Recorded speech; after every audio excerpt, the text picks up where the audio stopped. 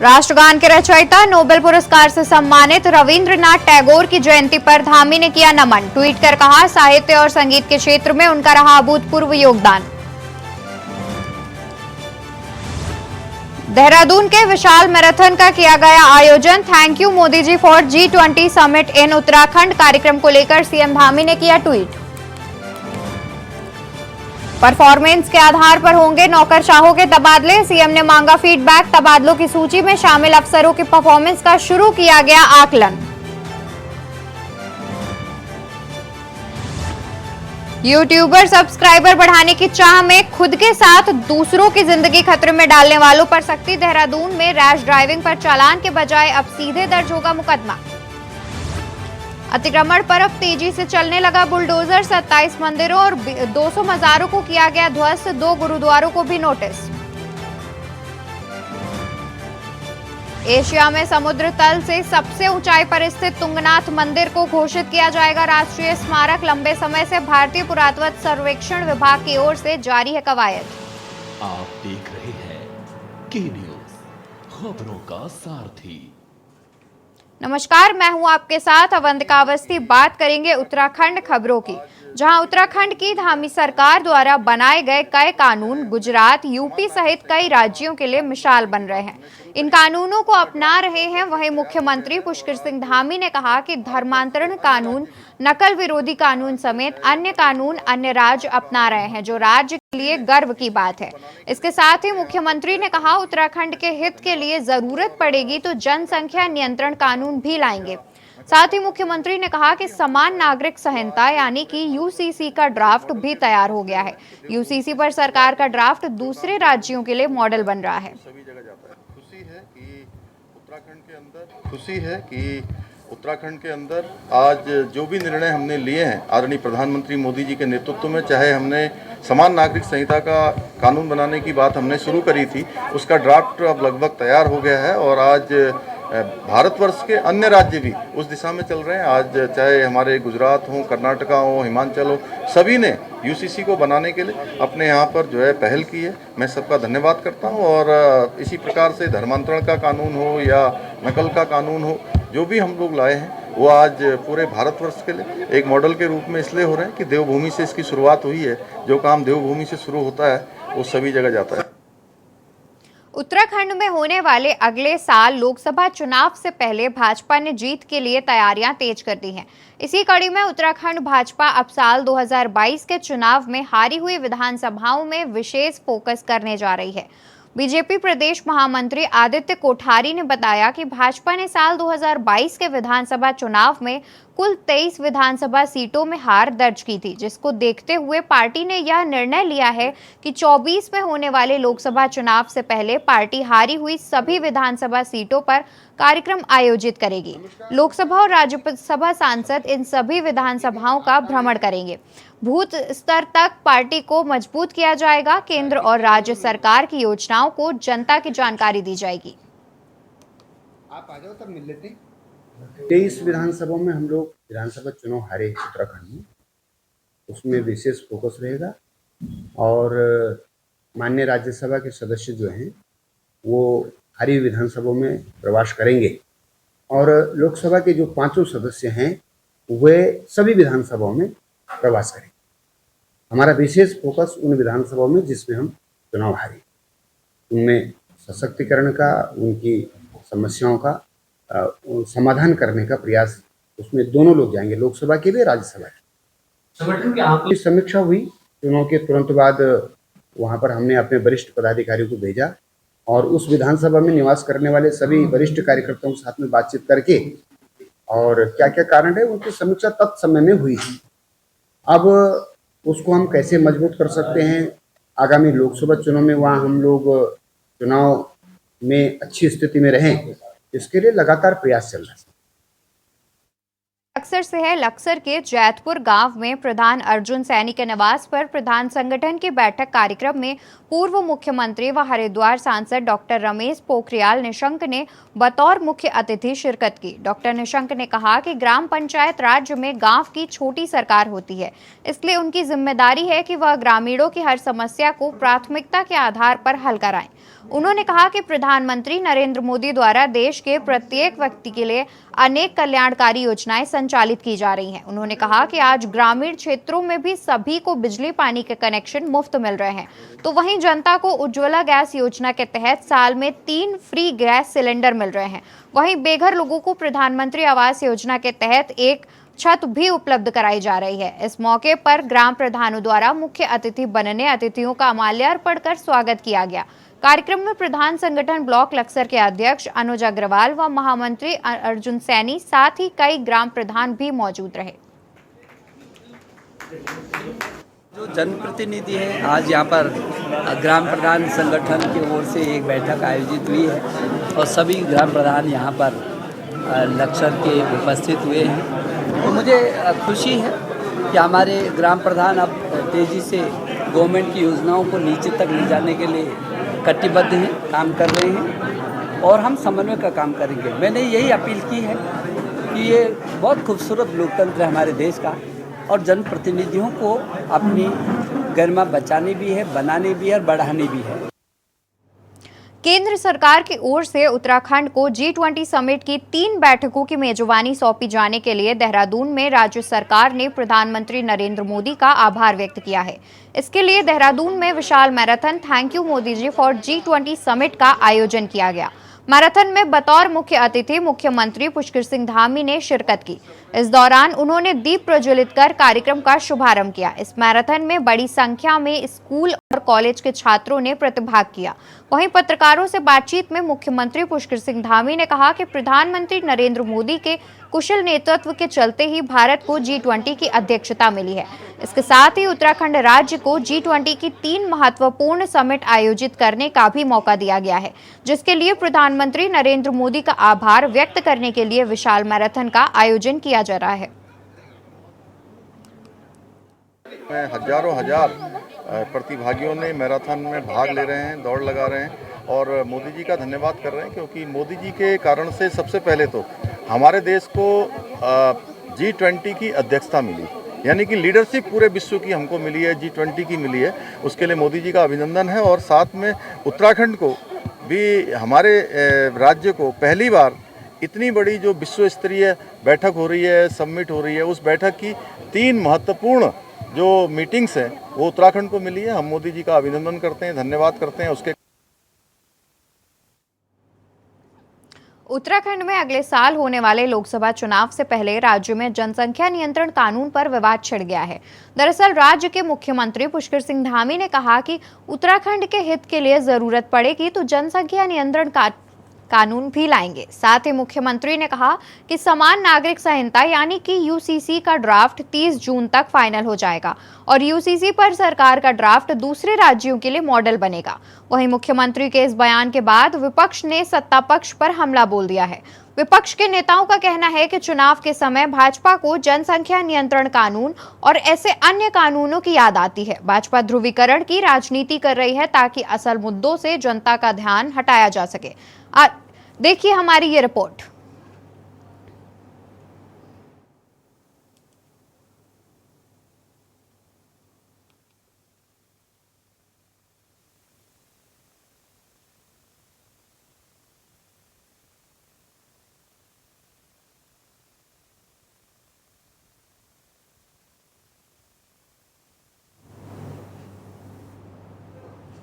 यहां रुकेंगे एक छोटे से ब्रेक के लिए, जल्दी हाजिर होंगे।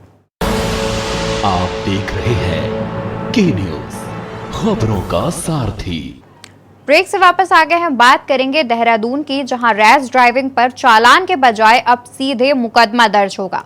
एसपी ट्रैफिक देहरादून अक्षय कोंडे ने बताया कि रैश ड्राइविंग करने वाले अमूमन यूट्यूबर्स के पास 30 से 40 लाख रुपए की बाइक होती है। कुछ तो ऐसे हैं जिनके पास एक से अधिक बाइकें हैं। रैश ड्राइविंग करने पर चालान और आईपीसी की धारा 336 में मुकदमा तक दर्ज किया गया, लेकिन इससे उन पर इसका कोई प्रभाव नहीं पड़ा। ऐसे में पुलिस ने उनके खिलाफ सख्त कार्रवाई की एसओपी बनाई है।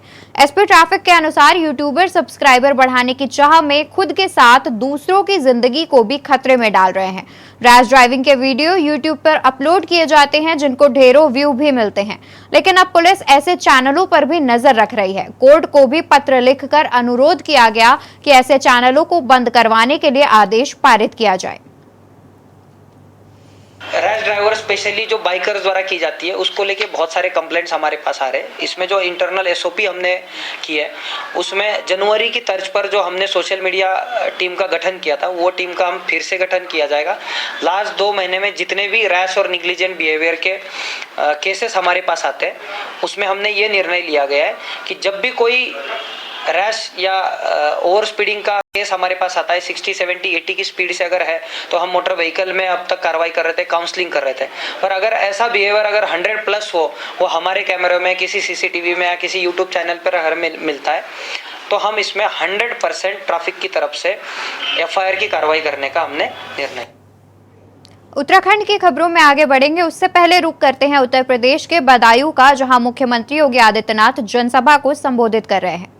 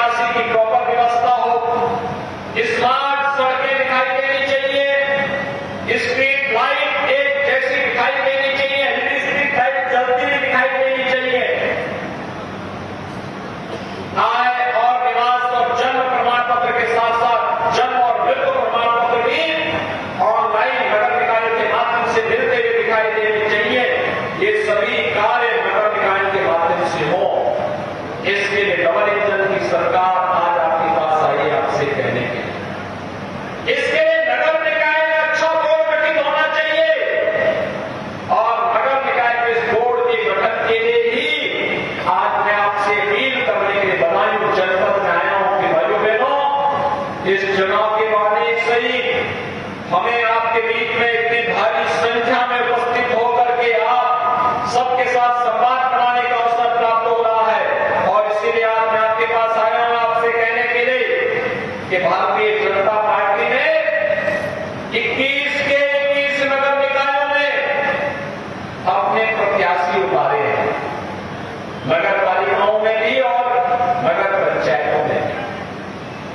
जबलपुर जिले में मुझे बताया गया कि 7 तो यहाँ पर नगर पालिकाएं हैं और साथ इसके साथ ही नगर पंचायतों की संख्या यहाँ पर 14 है।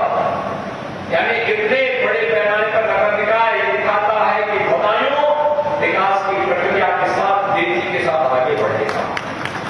लोगों में विकास की सोच है, नगरीय सुविधाओं को प्राप्त करने की एक लालसा है और उसी के साथ अपने आप को जोड़ने के लिए जनसभा के बीच आए हैं आपसे कहने के लिए।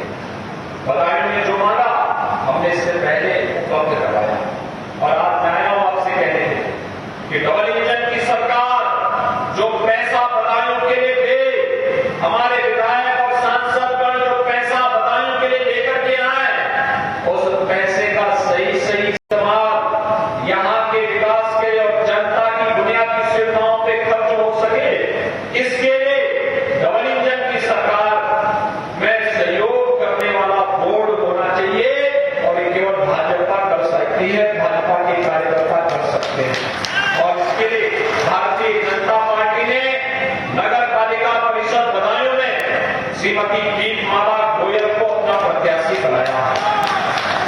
नगर पालिका परिषद उजानी में श्रीमती पूनम अग्रवाल को, नगर पालिका परिषद सौसमान में श्री अनुज माहेश्वरी को, बिलसी में श्रीमती ज्ञानवती सागर को, दिसौली में हरिओम परासरी को, ककराला में श्री मरकून अहमद खान को, दातागंज में श्रीमती नैना गुप्ता को, कुसावा में धीरेन्द्र पाल गुप्ता को, हुसैनपुर में गौरव गुप्ता, आलापुर श्रीमती रेखा गुप्ता, गुड़िया में श्रीमती तारा देवी, सकानो में आसिम हुसैन, कचला में मोनिया जगदीश मोनिया, कुंवरगांव में श्रीमती ज्योति रावत, वजीरगंज में श्रीमती सनिका वासने, सैदपुर में श्री वकार अहमद खान, मुड़िया में श्री अनुपम ताकर, हैदगंज में श्री प्रदीप गुप्ता, रुदायन में श्रीमती सीमा चौधरी,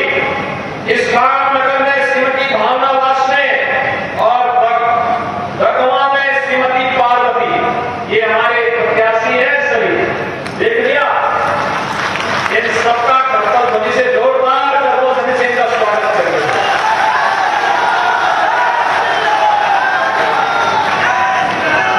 इनको चुनाव निकाल कर भेजेंगे, सभी लोग सहमत हैं,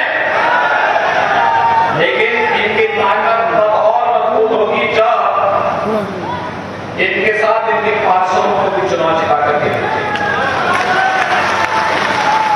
क्योंकि नगर निगम या नगर निकाय बोर्ड तब मजबूत होता है जब पार्षद भी अपने अनुकूल हो। सहमत हैं? तो पार्षद और चेयरमैन के सभी प्रत्याशी भाजपा से जीतेंगे, सभी लोग सहमत हैं? तो दोनों हाथ लगा करके मेरे साथ बोलेंगे, दोनों हाथ लगा करके मेरे साथ बोलो, भारत माता की, भारत माता की, भारत माता की, जय श्री राम, जय श्री राम।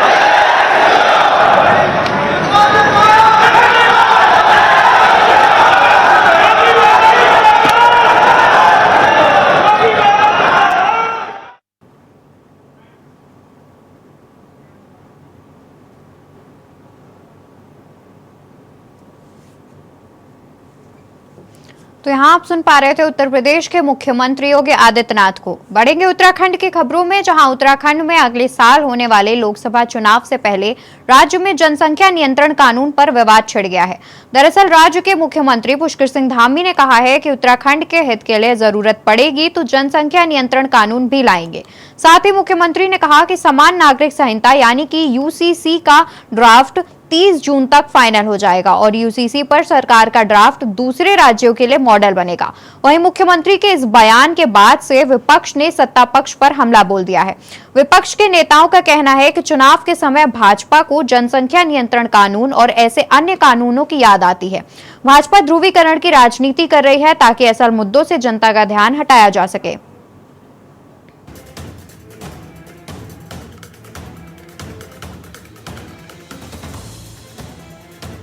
भारत में बढ़ती जनसंख्या के बीच मुख्यमंत्री पुष्कर सिंह धामी ने कहा कि उत्तराखंड के हित के लिए जरूरत पड़ेगी तो जनसंख्या नियंत्रण कानून भी लाएंगे।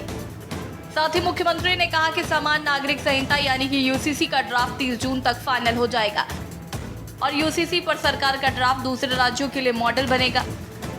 वहीं मुख्यमंत्री के इस बयान की संगठन ने भी सराहना की है। बीजेपी प्रदेश अध्यक्ष महेंद्र भट्ट का कहना है कि राज्य सरकार जो भी कानून बना रही है वो दूसरे राज्यों के लिए नजीर बन रहा है। सरकार जल्द ही जनसंख्या नियंत्रण कानून के साथ ही समान नागरिक संहिता का कानून भी बनाने जा रही है।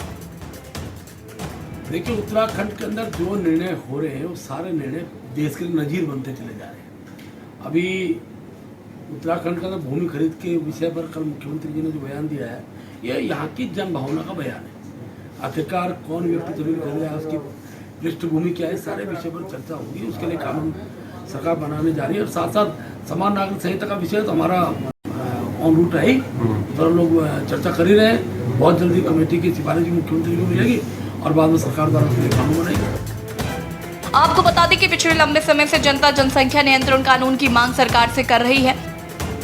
वहीं हाल ही में UNFPA ने अपना एक डाटा जारी किया जिसमें उन्होंने बताया कि जनसंख्या के मामले में भारत ने चीन को पीछे छोड़ दिया है। भारत की आबादी 142.8 करोड़ हो गई है, जबकि चीन 142.5 करोड़ की जनसंख्या के साथ अब भारत से पीछे है। लगातार बढ़ती जनसंख्या देश के विकास को अवरुद्ध कर रही है। वहीं मुख्यमंत्री के जनसंख्या नियंत्रण कानून लाए जाने वाले बयान पर राज्य में सियासत गर्मा गई है। विपक्षी दलों ने सत्ता पक्ष पर हमला बोल दिया है। विपक्ष के नेताओं का कहना है कि चुनाव के समय भाजपा को जनसंख्या नियंत्रण कानून और ऐसे अन्य कानूनों की याद आती है। सत्ता में इतने साल होने के बाद भाजपा को चुनाव के समय इसकी याद आ रही है, जबकि धरातल पर ऐसा नहीं होना है। ये फेलियर की निशानी है। हर मोर्चे में सरकार फेल है, चाहे वो जोशीमठ का प्रकरण हो, चाहे वो अंकिता मर्डर केस हो, चाहे आतंकवादियों का यूपी की पुलिस का पकड़ना हो, चाहे वो भर्ती घोटाले का SSSC भर्ती घोटाला हो, चाहे वो पटवारी पेपर लीक हो, तो हर मोर्चे पे फेल है। खनन और भूमाफियाओं का कब्जा इस राज्य में हो गया है, तो ऐसे वो क्या कहेंगे। चारधाम यात्रा भी फेल, उसमें जो अव्यवस्थाएं वो सबने देखी हैं। मंत्री लोगों को सड़कों में पीट रहे हैं। दो मंत्री जिनका सबसे ज़्यादा आवश्यक था राज्य में होना चारधाम यात्रा में, स्वास्थ्य मंत्री कर्नाटक के चुनाव में व्यस्त है, उसको उत्तराखंड की उससे कोई मतलब नहीं, और टूरिज्म मिनिस्टर जिसको ज़रूर होना चाहिए तो दूसरी बार लगातार जो है चारधाम यात्रा से दूर है। ऐसे में मुख्यमंत्री के पास चारा क्या है। कभी वो मदरसा कहते हैं, कभी मज़ार कहते हैं, कभी वो लैंड जिहाद कहते हैं, कभी वो जनसंख्या नियंत्रण कहते हैं। हमारी सरकार द्वारा बिना सोचे विचारे एक के बाद एक निर्णय लिए जा रहे हैं, लेकिन धरातल पर एक भी नहीं उतर रहा है और ना ही कोई कारगर हो रहा है।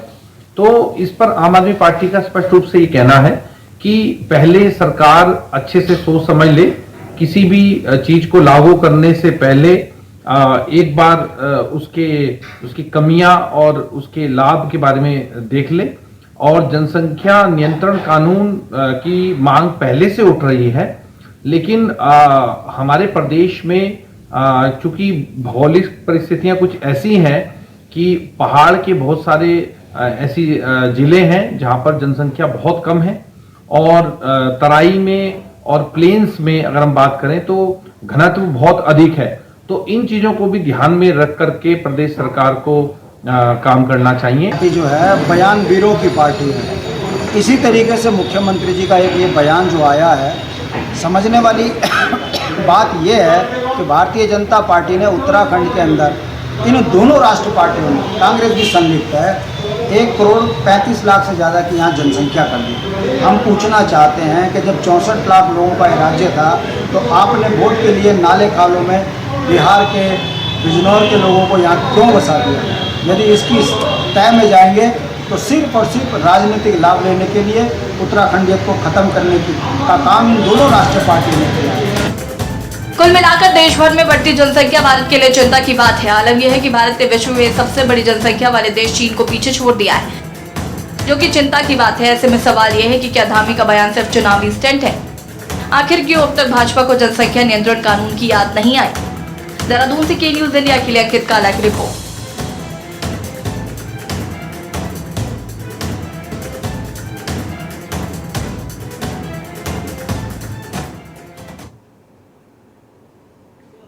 उत्तराखंड खबरों में फिलहाल इतना ही। अन्य खबरों के लिए आप बने रहे के न्यूज पर। आप देख रहे हैं के न्यूज, खबरों का सारथी।